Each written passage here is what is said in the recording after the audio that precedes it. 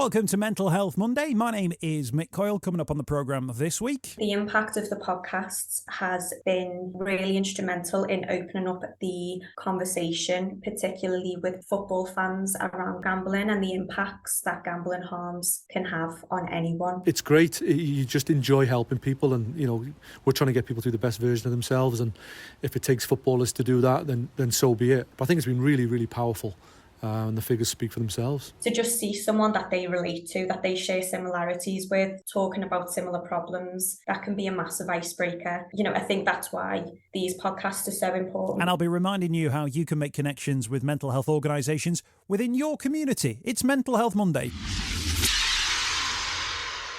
The home of the UK's conversation about mental health. Welcome to Mental Health Monday. I hope you're well. Thank you so much for your time as we get ever closer to episode 300 of the podcast. It's never been a more important time to talk about our mental health, looking after each other and being aware of other people's surroundings. None more so than this week, where we've seen the footballer Dele Alli come out and talk about his traumatic experiences from childhood and the impact that that's having on his adult life, and about how we as maybe football fans or a society judged him before we knew, some judged him, before we knew the details of what he'd gone through.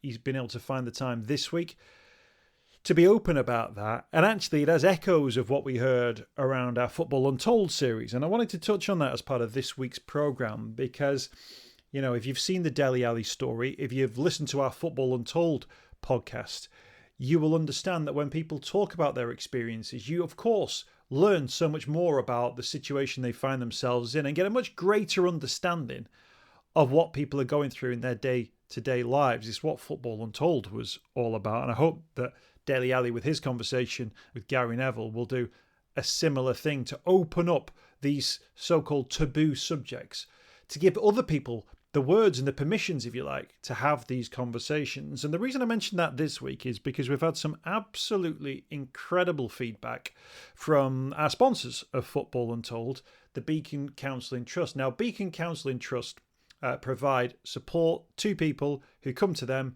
with gambling issues. Now, that might be when they've hit rock bottom, but it also might be when they are looking to get a little bit of advice about maybe things they need to look out for, or they want to get some training around spotting signs in other people, or they might just want to be aware of what's there for them if things go wrong. They do some fantastic work, and it was great to partner with them for the Football Untold series. Now, since Football Untold was launched, Beacon Counselling Trust has seen a 200% increase in the number of people coming to them for what they call brief interventions. Now, those brief interventions can be a whole range of different things, but essentially a 200% increase there.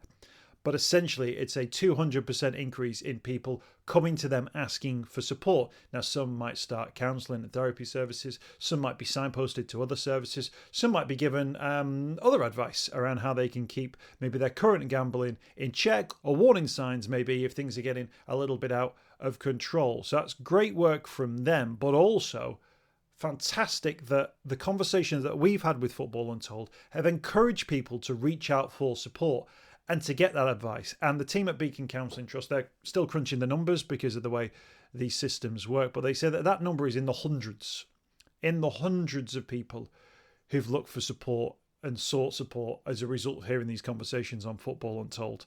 Now, you can only imagine how proud we feel that that is the case. Of course, it's sad that there's that many people who need the support, but we're delighted that the people who are out there who potentially need that support have felt empowered to go and get that support. So we're really, really pleased with that. And that result, if you like, and, they say football is a results-based business. And the lads, I've spoken to them individually, are all absolutely over the moon with that. I'm really pleased that people have found that connection. So on this week's podcast, we're going to be hearing from Lauren Campbell from Beacon Counselling Trust, who sets out essentially what that impact is, what that looks like, what support those people will be getting, and about how this conversation becoming normalised will help other people in the future. Off the back of that, we'll hear from Simon Howarth, who I caught up with just yesterday, actually, to break the news to him that we'd had this impact, and that people like his story had this impact as well. So you'll hear from Si as well at the end of the podcast. So Mental Health Monday, hopefully making a difference. Don't forget, you can check out the Football Untold podcast via footballuntold.co.uk. That's footballuntold.co.uk. There's 6 episodes of that to listen to, and as we'll hear now from Lauren, it's made a difference. You know, we understand the real links between football, sport and gambling, and just how kind of, I suppose, entrenched gambling really is in the culture of football especially.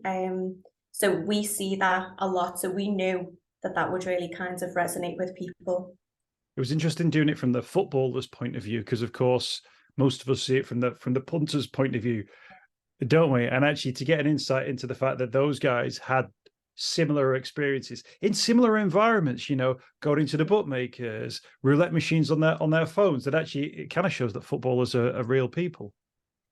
It does. It humanizes them, and I think it sheds a light on the fact that you know, gambling harms can impact anybody. It does not matter, you know, what your economic background is, your culture, you know, where you come from. You know, it can really impact any type of person. In terms of the results of people seeking out support as a result of the podcast, the numbers are really positive in a way that people coming forward is always good news, right? It's probably fair to say. Yeah, absolutely. So I think since the podcasts were released, so for the past few months, we've definitely seen an increase in, well, first of all, the amount of people reaching out for our training and education programs. So at Beacon, we offer different kinds of training, so for young people and for professionals working with young people around gambling harms. But we also run a level 2 course called Bet You Can Help. We've seen a lot more people inquiring about that. So that really just helps people to understand what gambling harms are, what support is available, how to signpost and refer. The past few months, we've also seen a big increase in people accessing Beacon for brief interventions as well. So when we talk about brief interventions, it's a really short or, you know, meaningful conversation that we have with people. So 10 to 15 minutes, and just providing people, it's mainly for people who are more so at risk of being impacted by gambling. So providing people with just a bit more awareness around what gambling and gambling harms are, and providing people with some practical tools to stay safe if they want to continue gambling, but also to stop completely if they need to do that. So talking through things like self-exclusion, betting limits, you know, blocking software.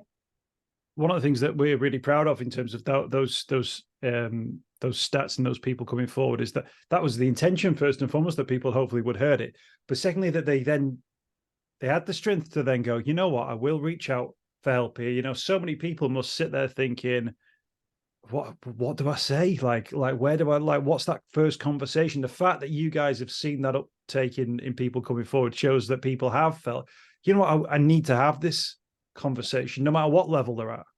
Yeah, that's a big thing for us, because, you know, a lot of the people that we see accessing our service have hit what they would call their rock bottom. So people who are really just in crisis and have got kind of no other options, so they turn to us then for support. And it's something that we're kind of really passionate about and are doing a lot more work in is the early intervention work and education, raising people's awareness within the general public, but also providing people with the right language and the confidence to actually access help and support at a much earlier stage to prevent gambling turning into an addiction or to be impacted by the harms that, you know, we've heard people talk about on the podcast. That's one of the things that I found particularly interesting, the feedback that we've received, people saying like, oh, I'd never heard people talking about it that way before, or the way that certainly during the conversations, we weren't just talking about how much money did you lose. It was about how were you feeling when that happened, what things had gone on in your life. You know, the lads sharing really personal information about, you know, traumas that experienced in the past. So that was maybe for the first time that I realized that actually that idea around gambling addiction, I realized myself, it's not about just the thrill of the moment. It's almost a symptom of a much wider issue that someone's dealing with. Absolutely, yeah. I think, we all assume that gambling can come just from a place of maybe people struggling with financial issues. But it is so much deeper than that. And, for a significant amount of people that access our treatment and support services, we see a lot of people that have experienced trauma within their lives. So gambling, as with any forms of addiction, drugs and alcohol, it can provide them with that coping mechanism, and it's that escapism from difficult things that they've been through or are still currently going through, with their mental health. So there's so many different reasons as to why somebody would kind of develop that harmful relationship with gambling. Now, you guys are sort of experts, so you know all the right questions to ask, but I wonder whether or not some people may be listening to conversations or similar conversations to Football Untold, maybe only really clock in their own mind they've got an issue when they hear someone talk about their other issue. Do you see the point I'm trying to make there? That actually it almost takes sometimes hearing somebody else say, I had a problem, or I have a problem, for them to go, oh, that sounds like me, that actually. Absolutely. I mean, we all have our own blind spots, don't we, when it comes to our own behaviours and our own kind of thought processes. But, one thing that we can't ignore as well is just how normalised gambling is, as well as gambling harms. Especially within the spaces like with football fans, people are at matches. And so it's difficult for people to recognise within themselves that they're actually struggling with gambling, never mind for other people around them to recognise it. So to hear real life stories, I think can kind of open people's eyes, and they can really resonate with some of that stuff.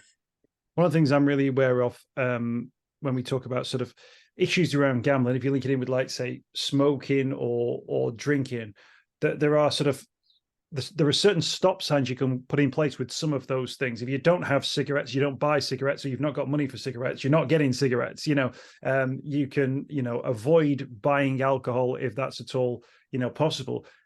But actually, you talk about those, particularly men going to football matches where the club wears a sponsor, the stadium's potentially sponsored by it. There's potentially, kiosks in the stadiums. The match hoardings are there. The league itself might be sponsored by a betting company. What do you say to them about, like, look, because it is everywhere, isn't it? In the way that cigarette advertising maybe used to be, that's fallen away a little bit. Alcohol's pretty much everywhere, but gambling, particularly within those environments, must be a really almost impossible thing to avoid. It is, absolutely, and it's evidence of just, again, how normalized it really is.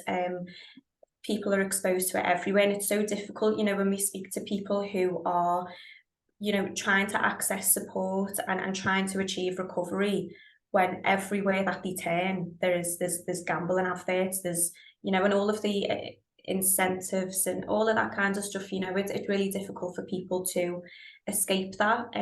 But one thing we also see with people accessing support is a significant number of people have really had early exposure to gambling, and there's much more evidence coming out now to show the close relationship between early exposure to gambling and the likelihood to developing gambling harms as people get older.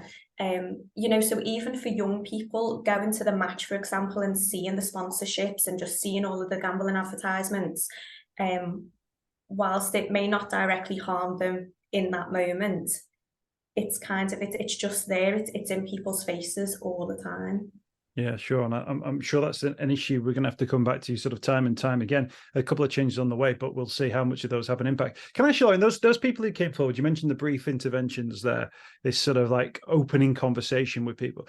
What sort of things do you talk about in those sorts of moments? There might be someone thinking, I need to have one of these conversations. Can you just give us a sense of maybe what sort of questions you might ask, or how that conversation flows, if you like?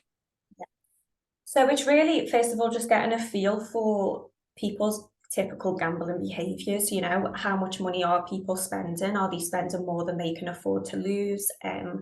and getting a feel for what are the impacts of that person's gambling. So has it harmed them, not just financially, but have they ever noticed it's had a negative impact on their emotional and mental health? Has it caused them stress and anxiety? Has it impacted on their relationships with family, friends, colleagues? Have other people criticised their gambling? You know, just asking those questions to get them to start really thinking a little bit more about the gambling. And sometimes what we find is, I mean, for some people, having that conversation is enough. They go away, they put some tools in place, and they feel okay about that. But what it can do for other people is open up a bit of a wider conversation about the gambling, and a significant number of people then end up accessing for more therapeutic support with us. So, you know, that one-to-one, more specialised therapy to look at, you know, how they can manage the gambling urges, understanding the triggers that lead them to gamble, and also helping them with the impacts, or what we would call the legacy harms of gambling. So, for example, even when somebody's in a place of recovery, the impacts that the gambling has had on relationships, the mental health, on everything around them, can go on for a long amount of time. So it's really important that people are supported with that stuff as well, not just to stop gambling. I think that's really that sounds particularly interesting, given some of the stories that we heard and some of the sort of the comments from some of the lads about the wider conversations about dealing with gambling. Because I think it was Clark Carlisle talked about, you know, if you stop drinking, it's often you're the last person to realize that you need to stop drinking, because people around your family will recognize it, maybe wife, partner, whoever. But it was interesting, the moment you admit you've got a gambling problem might also have to be the moment that you tell a wife, partner, or the same person, a loved one, that you've lost significant sums of money, or that the financial security that they thought they had in their life no longer exists. That actually those difficult moments that might be sort of cheered and sort of cherished within other harms actually becomes a much more difficult moment, because it's when the reality of everything that's happened and is still happening has to be dealt with. And that's beyond, am I placing a bet today or not? That might be, how do I save my relationship? How do I regain trust with the people I care about most? How do I look at them? How do I look at myself in the mirror? Now that all of this stuff that I've been concealing in myself is out there and is not quite public knowledge, but knowledge within a group of people who you care for and care about. Yeah, absolutely. And that's what makes gambling different to other forms of addiction, because it really is that hidden addiction, you know, as people have spoken about on the podcast. So a lot of people that we speak to will go years and years without telling anyone about the gambling. And a lot of people talk about living that double life of acting like everything's okay in work and with the family, when on the inside they're carrying huge amounts of anxiety and stress and worry. But because it is easier to hide, you know, people can become quite good at convincing everybody around them that they're okay. And I think that's why we do see people accessing when they've hit that rock bottom, because it can be so much more difficult to tell other people, because they can't physically see that anything's going on. It's interesting, that rock bottom phrase, but actually from the pathways that you've set out there, the different conversations you can have, it strikes me that it's so much easier to speak to somebody who is not at rock bottom, that the signposting, the damage isn't as deep, the adjustments can be more maybe subtle, if you like. I guess as part of that conversation of encouraging people to come forward before it gets to its worst. Maybe at that moment you think, oh, maybe there is an issue here. Maybe that conversation then puts you back on a more stable path. Absolutely, and that's really what we encourage people to do. You know, we always pride ourselves that with Beacon, it's an open invite, the door is always open. And I think there's sometimes an assumption that, oh, well, it's not that bad, I don't need professional support because it's not gotten to that point. When actually, like you said, the sooner that you get the help and address those maybe the smaller harms that have been happening, the sooner you can just start to feel more in control of things again. You know, it's never too early to ask for that support. No, absolutely. What would you say to the footballers that shared their stories with Football Untold for this first series, focusing on the harms of gambling? I just think it's a massively brave thing to do. I think it's a brave thing for anybody to come out and talk about their experiences with gambling harms. Because, you know, as they've talked about it still is so stigmatized. But, you know, there's a lot of people that will look up to them. And so the fact that they can be so open and vulnerable and raw about their stories, especially as men, and to talk about their own mental health struggles, is a massively brave thing to do. And I'm sure there's a lot of people out there that have listened to their stories that can really resonate with that and say, okay, well, if they can come out and talk and ask for support, then why can't I? I'm going to share that with them, by the way, in the little WhatsApp group we've got going on. I'm sure they'll be absolutely made up of that. And actually, that was the whole reason that they wanted to speak out. And I guess as well, it brings some of those conversations out into the open. We know that the gambling harm is out there. We you know, you can see financially the losses that we make every year, or the amount of money that gambling companies are able to make each and every year, and that money's coming from somewhere. It's coming from losing bets. So we know that these sort of stories are out there. Do you think there's something about normalizing these conversations so that if you do think, you know, I'm not having a good time with this, or this isn't working for me anymore, or maybe there's a problem here, normalizing the conversation also normalizes someone turning to them and going, well, have you heard about Beacon Counselling Trust? Or have you heard about this website? Have you heard about this thing you can do? That's it. You know, it works both ways. It's not just normalizing the conversation so people can recognize things about their own behaviors more, but making other people feel more comfortable to say, you know what, if it's a friend, for example, they seem like they're struggling a little bit with the gambling, and asking, you know, is everything okay? Are you spending a little bit more than you would want to? Do you feel like you need a little bit of support? Do you want to talk about your gambling? Making people feel comfortable enough to ask those questions as well is so important. And I think sometimes the reason that people are reluctant to do that as well, whether that's on a personal level or as other professionals in supporting roles, is because if somebody does say, well, yeah, I am struggling with me gambling, they don't always know what the next steps are. So it's really about raising people's awareness that there is a lot of support out there. You just need to kind of know where it is, and making sure that people are aware that the services like Beacon that can offer that kind of free, confidential but specialist support, you know, for people struggling with gambling, and also any of the affected family members, friends, partners that are impacted as well. Those people who have come forward as a result of hearing Football Untold will be on their own sort of pathway now. We talked about maybe some of the difficulties you've got to face when you're dealing with that. Can you paint a little picture, Lauren, of where those people might be in sort of like 4 weeks' time, in 6 months' time, in a year's time, if you like, when they've taken that step, they've faced the difficulties? You must see the feedback you get down the line from people who find themselves in a much better place. Yeah, it's amazing. There's some really amazing feedback that we get from people. So typically the pathway will be that once people have finished that one-to-one therapeutic support and they're able to find themselves in a place of recovery, we offer a number of different aftercare support options. So people then go on and access peer support. So that's with other people with lived experience of gambling. And we have kind of weekly group support as well. So for people to also just meet other people that are going through something similar really helps them long term. But, you know, I think a lot of people, before they access the service, think that, oh, I don't know if anything is ever going to help me to stop gambling. You know, a lot of people really do believe that.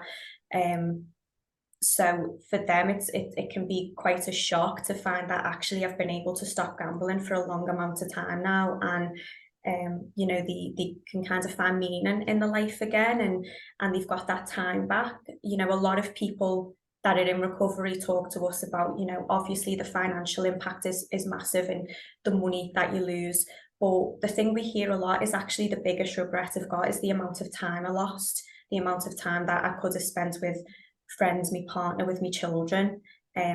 So to get to a place of recovery and have that time back is massive for people. Yeah, and to get the time to reflect on that as well. Although you're reflecting on a negative, the fact that you're in the place where you can look back at that time and think, you know what, things need to change is really huge. It's interesting that you touched on. We talked about men and focusing on men. And that was one of the focuses of using footballers because it's the closest connection. Sometimes people use difficult to reach members of communities, or they have phrases like that. And sometimes difficult to reach, I sometimes think it's can't be bothered to reach, or don't have the imagination to be able to reach. I'd like to think that something like Football Untold shows that there are ways of making connections. Oh, you'll never convince a 40-year-old bloke he's got a problem because he's a 40-year-old bloke who thinks he knows it. But it just goes to show you can change people. You've just got to find the right way to have the conversation with someone. Yeah, I don't like the phrase, hard to reach groups.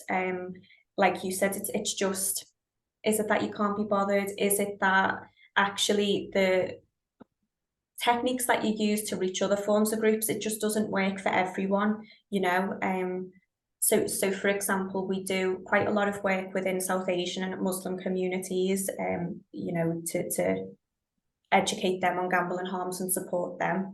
Now, the way that we would work within those communities will be different to other communities. It's really important that we have people within Beacon that belong to those communities, so that they can be culturally sensitive around the language being used. They understand kind of the nuances about people's attitudes towards gambling within those communities. So other people may class them as a hard to reach group, when actually no, we just need to kind of slightly change our approaches to how we support those people.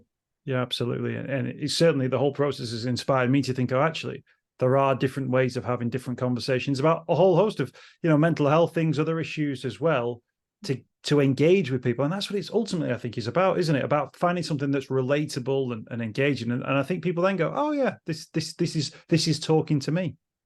And I think the biggest thing for anyone is to just see someone that they relate to, that they share similarities with, talking about similar problems. That can be a massive icebreaker. So, I think that's why these podcasts are so important, because you're seeing men at a certain age group, who come from a certain background, talking about gambling in that way. We know that men can struggle to open up and talk about their mental health. So to see other men doing it, especially men that they would look up to, I think can really help to break those barriers down. I think the impact of the podcasts has been really instrumental in opening up the conversation, particularly with men and with football fans, around gambling, the normalization of gambling and the wide range of impacts that gambling harms can have on anyone. There we go. That's going on the poster, Lauren. Thank you so much for that. Laura, thank you so much for your time today. We really appreciate it. Thanks for telling us about, obviously, the interactions that we've had, obviously, as a result of Football Untold, but the ongoing work as well. For the Beacon Counselling Trust, if you type Beacon Counselling, it's the first thing that comes up, and then you can go onto the website as well. You're operating in sort of different parts of the country as well, so people will be able to hopefully find the connection with you. Yeah. So we cover the whole of the Northwest for free gambling support.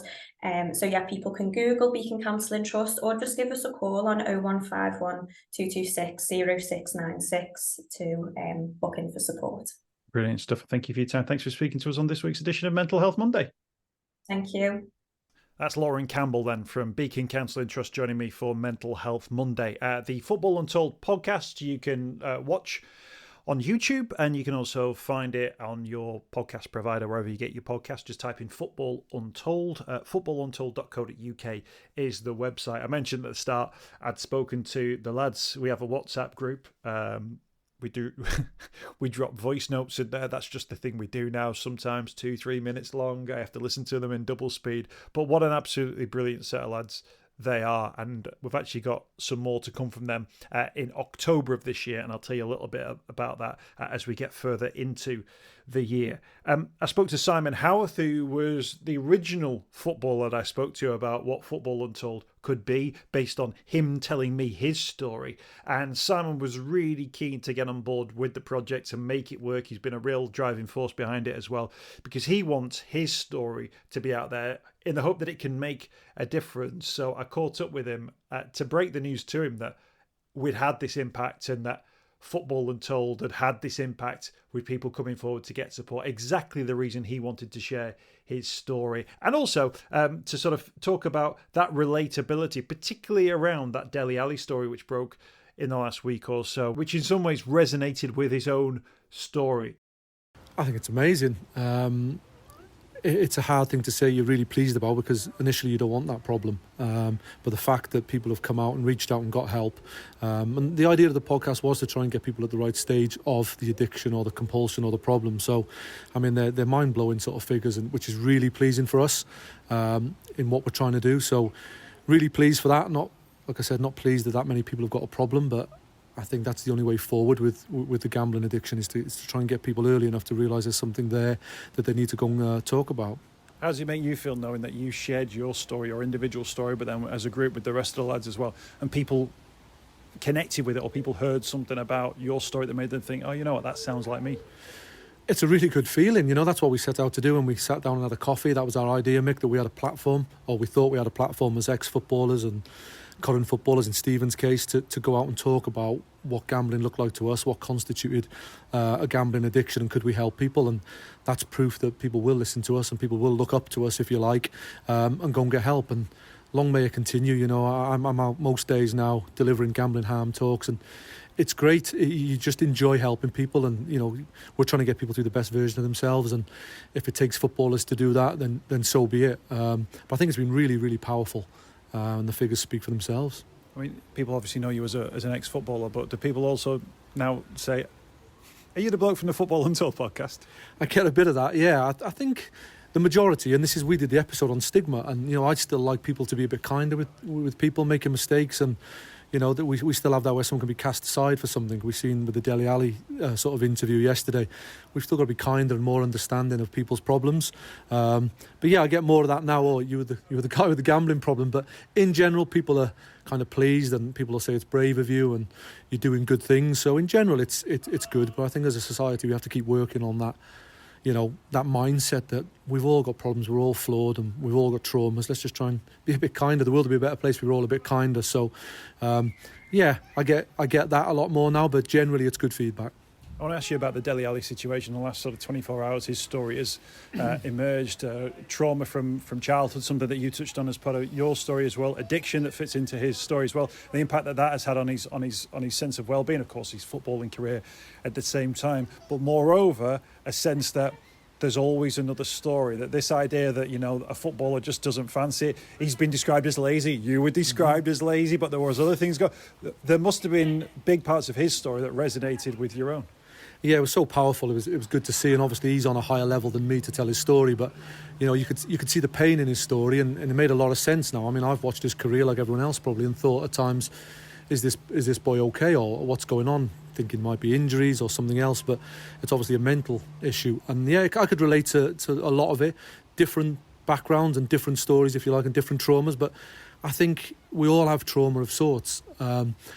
And it's something that we all need to recognise and be aware of, and it's good that he's talked about it. And all addictions and all problems they're always a symptom, you know, whether it's sleeping pills like Dele, gambling for me, alcohol, drugs, it's always on the back of some trauma. And I think what we need to do as a society is understand that we are all flawed. We're all flawed. We all have problems, and like I said, and you know, it's about being kinder to each other and understanding. And next time, maybe people will be a little less judgmental on people with problems. And I've been guilty of it. It's human nature that you have that bias of judging people. But again, it comes back to the whole stigma, Mick, and educating people and losing that stigma. If someone's not performing, maybe there's something up, and maybe I shouldn't call him and I should say, is everything okay? So it's really powerful for footballers and people in general that we're all flawed. We all got problems. We all make mistakes. Don't cast people aside. See how they're doing. Bear with them and let people try and be better, you know. It's the same with Dele now. Hopefully he's going to go and be the best version of himself. But he always has to keep working on that. And the thing I notice as well in general with people is that lack of self-awareness, to think that it's them. It's always they've got a problem, I've not got a problem. And that's another thing we probably need to raise in ourselves as human beings, is a bit of self-awareness to think, I'm not perfect, I've made mistakes. And one of the challenges that we've got with Football Untold, obviously we're creating a platform where people can talk about their stories, but then it takes players to say, yeah, absolutely, I'm going to talk, I'm going to share.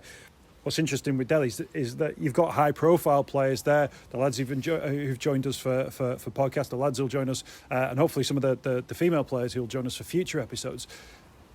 That people are willing to tell their stories, and that those stories are out there, and they're not actually uncommon. That these stories will be right across the game, and then of course right across wider society. Yeah, and kudos to the people doing it. And that's not giving myself a pat on the back, but us doing this podcast being effective. Dele Alli doing that yesterday, it's powerful. And if it takes people of stature, if you like, whether that be celebrity or famous sportsman, then so be it. But I think people still look up to that kind of platform for guidance, if you like, or you still have that sort of hero status, and people look up to you and listen to you. If it's okay for him to talk, then I can talk. But yeah, there was an awful lot in there that I could resonate with. Imposter syndrome and fear of failure and vulnerability was a big one he talked about. And I mentioned in my episode about how I just didn't want to ever be in a vulnerable place, so I would tune out. And he used the word numb yesterday. He said he would be numb. So I totally understand that.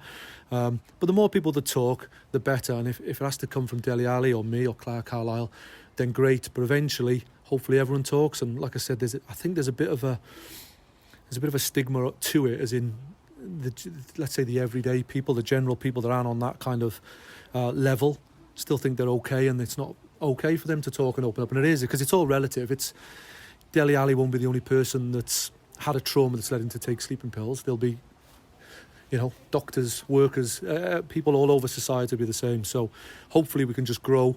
And you spoke about it earlier off air about education and what's normalised, and hopefully if we talk enough about it and we can all be, like I said, a bit kinder to each other, the next generation will know that's normal as well. Because we use the phrase it's okay to be okay, but is everybody really believing in that okay not to be okay? Sorry, is everyone believing in that? I know a lot of us are, because the work we do, but if we can get that to where it's more of a general national thing, then it'll be a lot better. We stood about 150 yards away from where we first went for a coffee to talk about Football Untold and getting it up and running. We mentioned the figures before. Hundreds of people now have either had a conversation or now having ongoing conversations about their gambling. As a result, people who wouldn't have done it if we hadn't have had that conversation. To me, let's break the fourth wall a little bit. People listening to this, we ultimately are just normal blokes who just say, shall we try and do something and try and make a difference? When I heard hundreds of people, hundreds of calls, hundreds of email conversations, hundreds of these sort of 10-15 minute consultation, or passing on to wider services, or signposting to different. To me, that's absolutely, because it's exactly the reason we set it up, and it's exactly what we hoped, and we've kind of achieved it, in a relatively short space of time. I'm personally really proud of what we've done. I am the same. I'm glad you've said that. I'm proud and humbled, really, as well, Mick, because it's a problem that I've had. We sat down, because we've known each other a long time, and just said, can we get that out there? Can we do it? Can we help people? And I mean, is anything better than being able to help people every day and try and make them better people?